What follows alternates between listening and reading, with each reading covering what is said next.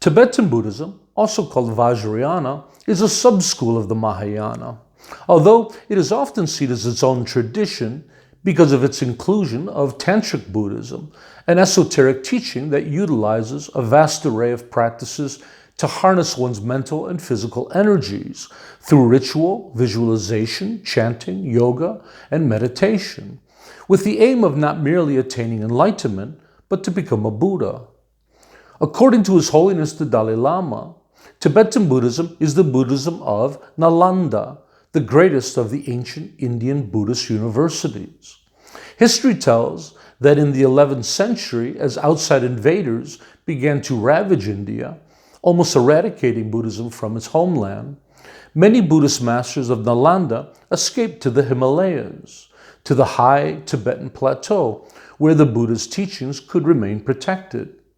Because of this, Tibet became the world's greatest repository of Indian Buddhism recorded in Sanskrit, which included the Tantric teachings and the final wisdom from India's great Buddhist universities. It was these later teachings that shaped Tibetan Buddhism's unique focus on compassion and loving kindness. In particular, the work of the legendary Buddhist master Shantideva, whose profound and heart-touching writing on altruism infused the Tibetan tradition with the warmth that it's famous for. Historically, Buddhism has always adapted itself to the culture in which it's introduced, and in Tibet this was no exception. Although primarily a form of later Indian Buddhism, Tibetan Buddhism integrated Chinese Buddhism as well as aspects of its own indigenous Bon religion, making it a truly unique form of Buddhist thought. Tibetan Buddhism is also the most ritualized form of Buddhism, where every aspect of life is seen as sacred, and ritual is used to focus one's awareness and to sanctify all one does. Within Tibetan Buddhism, there are four main schools: the Nyingma, Kagyu, Sakya, and Gelug, who share the same basic beliefs, customs, and tantric presentations, although their philosophical views are somewhat different.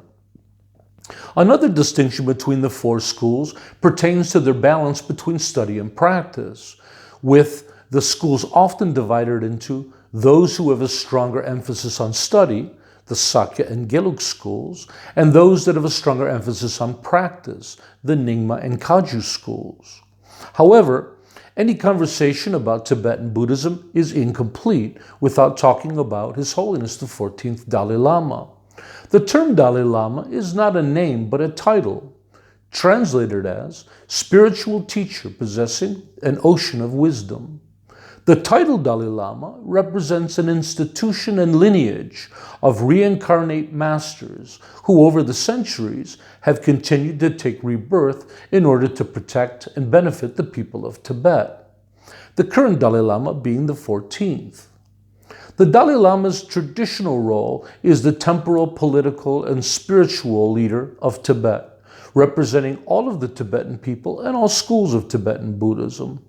To the Tibetan people, the Dalai Lama is more than mere man, although he denies it at every opportunity. To them, he is the deity Chenrezig, the Buddha of compassion, their savior and protector.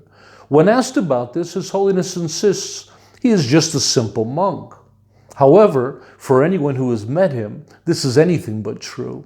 His Holiness is an unparalleled Buddhist master and eminent scholar who has spent his entire life in the service of humanity. In 1989, in recognition of his commitment to nonviolence, His Holiness was awarded the Nobel Peace Prize. Since then, His Holiness and his message of peace and compassion has captured the minds and hearts of millions. His Holiness has become a voice of hope and optimism and an inspiration for a more gentle and loving humanity. But above all this, His Holiness remains a champion of the poor and the suffering. On a lighter note, as a sign of great love the world has for him, His Holiness continuously tops the list of most popular world leaders, most beloved spiritual figures, and most photographed personalities. He's a best-selling author and has been portrayed in movies.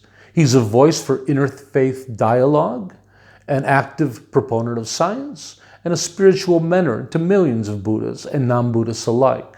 But most importantly, His Holiness is a symbol of truth, compassion, and peace to millions of ordinary people around the world.